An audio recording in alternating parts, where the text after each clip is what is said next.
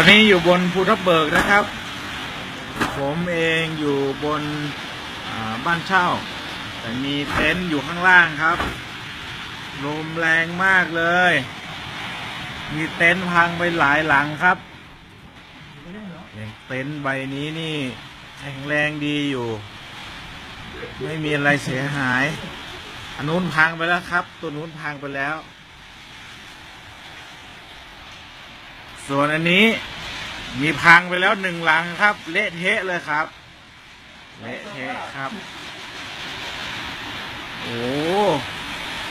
ตัวนี้ยิ่งแล้วเลยครับ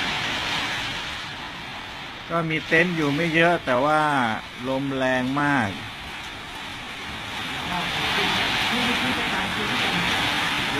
โอ้ลมแรงฝนตกหนักมากเลยครับภูทับเบิกจริงๆถ้าหน้ามรสุมพายุเข้าไม่ควรกางเต็นท์นะครับเพราะว่าอยู่ที่สูง